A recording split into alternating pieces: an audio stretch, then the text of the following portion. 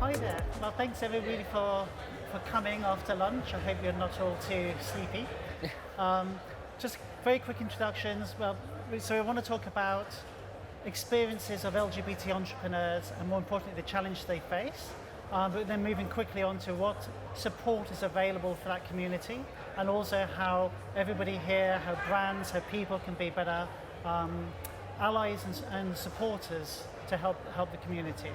So quick introduction, my name is Zoe Chowney. I'm the founder and CEO of a fintech called Bacano. And I'm Amy Walker and I'm the COO of OutBritain, the UK's first LGBT Chamber of Commerce. And my name is Lucksinger. I'm the Director of Community and Special Projects at a VC investment syndicate called Gaingels, where we focus on LGBTQI+ investment and diverse founders. Okay, so I guess this is Pride Month, so it's kind of a good timely day to have the conversation.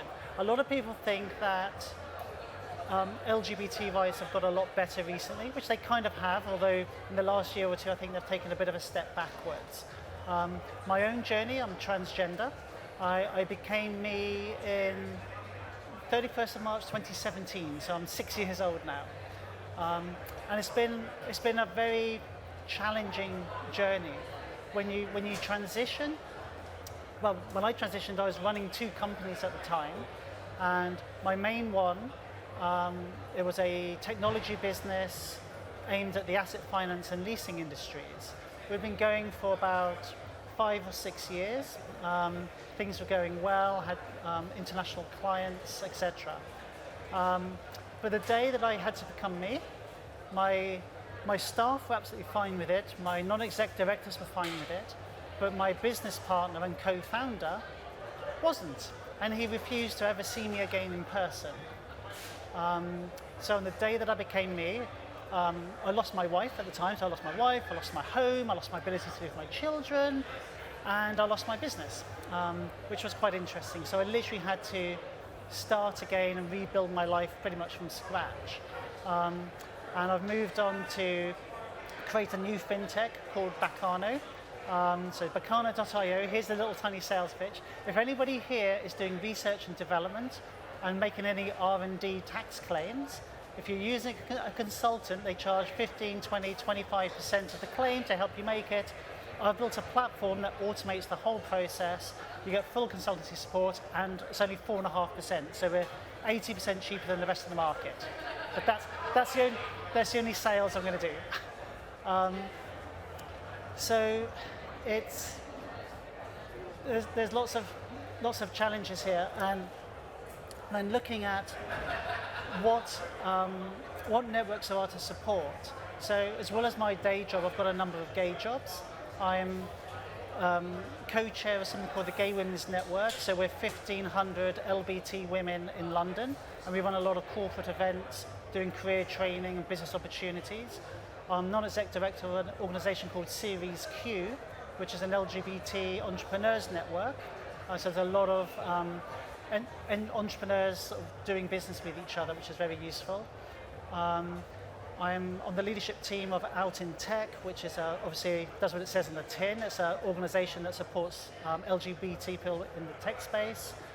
And I founded something called Pride in Business, which helps SME companies show more visibility for the LGBT community, because there are still about 2/3 of people that come out as LGBT at university go straight back in the closet when they take their first job because of fear of discrimination. And latest Stonewall statistics are showing that 1 in 5 LGBT people feel that they've been discriminated against applying for a job over the last 12 months. 1 in 8 trans people have actually been physically attacked at work by either colleagues or suppliers or clients. I mean, physically attacked, it's 12% in the last year. So there's still a lot of way to go. And it's great that there's lots of these organizations coming through to help support. Another big challenge for LGBT entrepreneurs is actually raising finance. So I'd like to hand over to Brian, who's going to talk to you about Gaingels and how they're helping to support the community. Absolutely. Thank you so much, Zoe. So Gaingels, we are an LGBTQI plus and diversity focused investment syndicate. So we actually, back in 2014, were just queer angel investors investing in queer founders. It was a way for us to show support and resource to the community to understand what are the needs that are not being met right now, and is that a viable business opportunity? We operated that way for about 4 years, and then under the ethos of business, or social change through business rather, we decided to actually structure ourselves as a proper for-profit venture investment syndicate based in New York. Over the course of several years, we understood that our privilege in the LGBTQI plus community was very prominent. We were a lot of hetero, white, cis men who, or no, homo, white, cis men, who understood that that allowed us to be in some of these spaces that some of the other people inside of the LBT spaces were not able to be in like we were. So in 2018, we re-syndicated to start building out the community and understand how do we serve the needs of the broader community better. We expanded our investment thesis beyond that of just the queer community and started to bring in people of diverse ethnic backgrounds and gender diverse individuals as well. And we understood that if we bring these people into the conversation, we know that it's going to just generate better business. In about 2020 was when we made our large change in talking about how can we say that the queer community and people of diverse backgrounds are good business. And in tandem with that, McKinsey actually came out with a report stating that the more your actual company represents the diverse demographics of the broader consumer population, the better you'll do in meeting those people at their authentic selves. So over time, we ended up further expanding in an exponential factor, and today we sit at just over $800 million deployed across a broad spectrum of diverse founders. And what we look at every single day is really allowing people to come together and be their authentic selves, whether that be in finance, that be in biotech, that be in fintech, or anything from consumer product goods and even the marketing space. We're industry and round agnostic, which I think is really important because a lot of people from diverse backgrounds have different interests and opportunities. They end up in different spaces, but ensuring that we actually consider everybody for their true self and make sure that we're being conscious about what most people have as unconscious bias really shows that we can create the space for other entrepreneurs and founders, including the LGBTQI plus community. So right now, still at our core is the LGBTQI plus model, and we have invested in now over 350 queer founders, and we've grown our investor base to being over 1,500 LGBTQI plus people looking for these opportunities to bring resource into these founder bases. So with that, it's just continued to grow, and it's been fantastic. And one of the ways that we want to make sure that we get out into the community is coming to events like this, meeting people who don't know these types of resources exist, and helping bring them in and showing them that even if Gaingels is a point of funding and support, that there are also other areas inside of marketing, inside of biotech, inside of just tech in general, that we can also focus on connecting people with. So a lot of it dials back into how can you connect with the authentic groups of queer people in your industry or in your space that can help you grow and better address the consumer market. And I know, Zoe, you are a part of several of these groups, as you have just mentioned. Are there any that you think particularly do it well? All the ones I run. Naturally. Yeah, I mean, Series Q is one which I'm particularly passionate about. Being an entrepreneur myself, one of the challenges is getting people to take you seriously, getting people to want to work with you. So Series Q is a particularly good one. Mm-hmm. Amazing. And Amy, you with OutBritain, can you expand a little bit about the resource that you bring to the community as well? Yeah, sure. So I'm with OutBritain, and we are the UK's first LGBT Chamber of Commerce. So what that means is that we connect LGBTQ-owned businesses with brands, both to help those businesses grow and then also to help brands diversify their supply chain. So a sort of very simple example of that would be, obviously, we've just had Pride Month. I imagine a lot of you have worked at companies where that has been celebrated. Your organisation's probably bought a lot of flags and cupcakes and cookies and all sorts of things like that. So it's then asking the question, did we buy those flags from an LGBTQ owned business? Did we buy those cupcakes and those cookies from a queer baker? Because a lot of your organisations will probably turn around and say, oh, actually, I don't know if we did that. So that's a super simple example, but then you can look across your whole organisation and all of the businesses that your organisation is working with, and start to explore the diversity of those businesses, not only in the LGBTQ world, but diversity across the board. So how many black and brown organisations are you working with? How many businesses that are run by somebody with disabilities are you working with? So we as an organisation are focused on the LGBTQ piece of that, but we're also partnering very closely with other organisations with a similar goal who are focused on other marginalised communities. I did want to highlight today that we actually have one of our members with us. So Stu, who's kindly filming us this afternoon, is an LGBTQ business person, cookie man. So if you are looking for someone to provide cookies for your business, then have a chat with Stu later. So yeah, I would love to talk to more people afterwards about working together and partnering to help the brands that are here today diversify their supply chain. And yeah, Zoe, did you want to add more in terms of how people in general can do more for the queer community in business? Yeah, I get asked this a lot. How can people be better allies?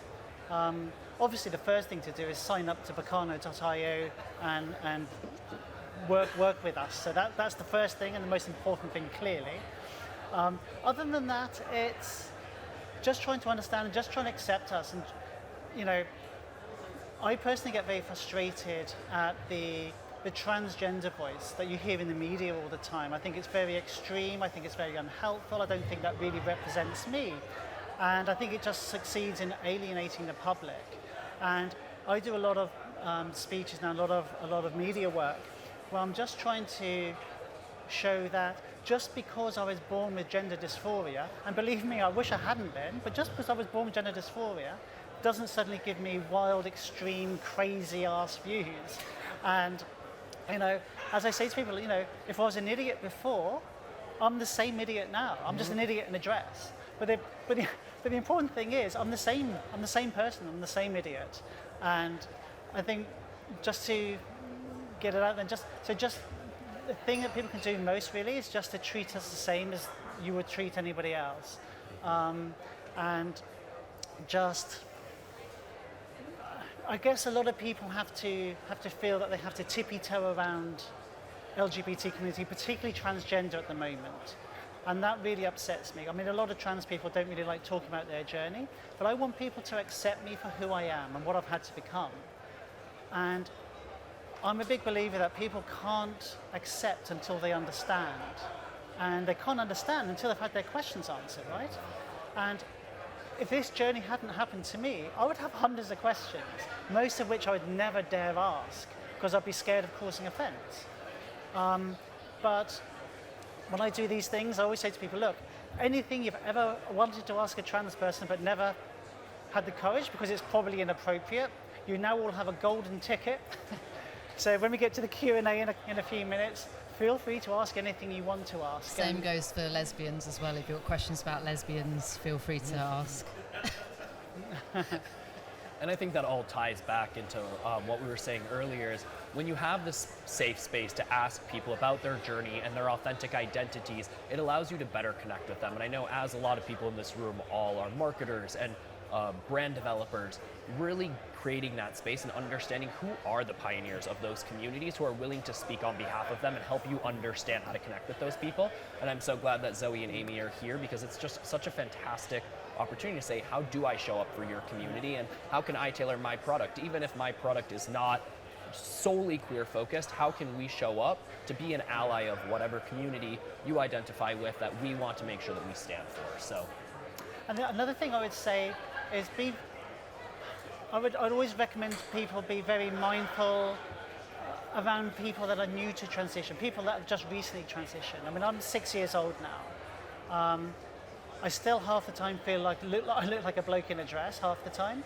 I think I've feminized a lot more because obviously the hormones over 6 years has made a big visible change to myself. But if I roll the clock back 6 years, the day when I had to go from being Mike, that's my dead name. Most people will never call you, they'll tell you what their dead name was, but I was Mike. I'm open about that. So going from Mike to Zoe overnight, and then having to go to my office, have to meet my staff, have to meet my clients. I had to do my coming out conversation 35 times in 2 weeks because my clients needed to know whether I'm now getting emails from Zoe and not Mike. And that is utterly exhausting. I mean, absolutely draining. And it's also very scary early on because when you don't look that particularly convincing, early in the transition, the first meeting you have to go to see your staff, to see your colleagues, to meet a client. I mean, my God, it's terrifying. I mean, can you imagine? Just think just a minute, going tomorrow to a meeting with a client or supplier as the opposite gender.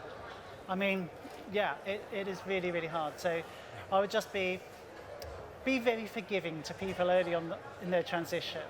And the other thing, when somebody's just recently had their surgery, again, be very kind to them because my Christ, that hurts. Is there anything else? We'll open up to Q&A. Yeah, I'm curious to know if there are questions. I'm curious to know Should if we there are just go straight questions. to questions? Well, you've given the golden ticket to ask any questions. So do jump into the app. Again, in the app, you can just click the brand innovation stage and you can ask questions. I'll pick them up here. We've got time for a few questions. And genuinely, more inappropriate the better. Seriously, anything you want to know, Go wild. it's good fun. I don't mind. Yeah, just make me ask. Okay, just scrolling up. So, putting a bit of a frame on this. So we go to, Madfests and we get, fired up with this content in terms of we want to do something different and be an ally. But then we go back to our offices tomorrow or Friday or Monday next week. What's one practical thing that you suggest brands, particularly leaders and managers, do next week on what they've heard in this panel here? I often help our portfolio companies start with these conversations as they do develop. So we invest in people as small as just 2 co-founders all the way up to several.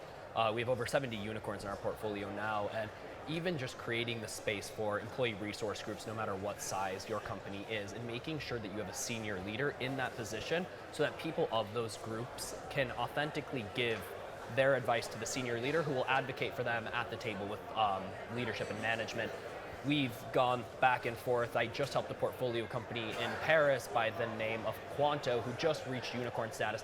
They just developed their first ERG because they weren't able to ask the sexual orientation of their employees, but wanted to find a way in which they could support them better.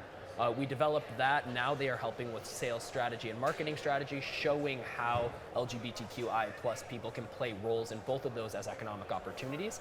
And I think that just empowering the people in your teams who are those demographics is the best way to go about it.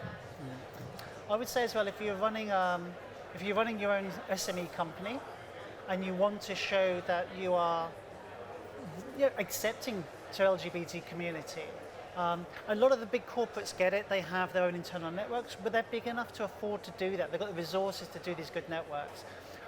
One thing I set up was, as I said, Pride in Business. If you go to prideinbusiness.org, totally free of charge. There's a little, just kind of a charter there, like 4 statements, I think, of just expressing that your SME is accepting and supportive of the community with these 4 statements. If you read that and you actually agree with them, it's free of charge. You just fill up a form on there.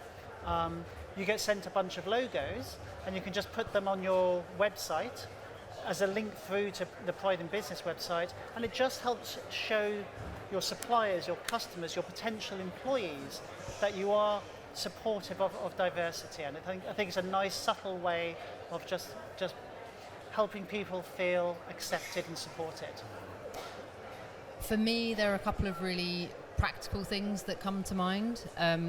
One is pronouns and just going out, and if you don't already, I know there are a lot of people out there that know about this pronouns thing but don't get it, and are afraid of it and don't want to ask questions about it. Again, it's one of those things where it's okay to ask questions, and there is also just a huge amount of information available about what pronouns are and how to engage with people on that topic. As businesses, things like encouraging people to have their pronouns on their email signature, or if you use Slack, having them on Slack, or whatever technologies you're using, and just getting more used to learning about what pronouns are, and encouraging your teams to talk about that more, because particularly for non-binary people, I would say that's a really good way of making people feel more included. The other thing that comes to mind is toilets. Again, for non-binary people, changing the signage on the toilets in your offices, so that they're not just the binary of men and women, but something as simple as changing some of the signs to anyone, everyone, all genders, or whatever it might be. They're just like super simple actions to take that make LGBTQ people feel more included. Can I just say on that note, I tell all of my male friends that's one of the best things about transitioning. Women's public toilets are so much nicer than men's. They don't have an inch of wee on the floor, and you've got hand creams and flowers. They're lovely. I have one other thing to add, and just because a lot of people here are from legacy companies, anti-discrimination policies at organizations have been baked into companies for so long that they were developed before the LGBTQI plus majority acceptance was put in place. So ask your legal counsels and ask the leadership at your organizations, do you include explicitly that we do not discriminate on the basis of LGBTQI plus orientation? I've sat with hundreds of legal counsels to rework the wordings of these in companies, and it means so much to Generation Z as they look to apply to your organizations, and they will look for it. So that is one thing that you can action tomorrow if you go into the office. Amazing. Thank you, Brian. And thank you, Amy and Zoe, for leading our panel. Some great insights and advice for us as brands to be better allies. So let's give them a round of applause. Thank you, team.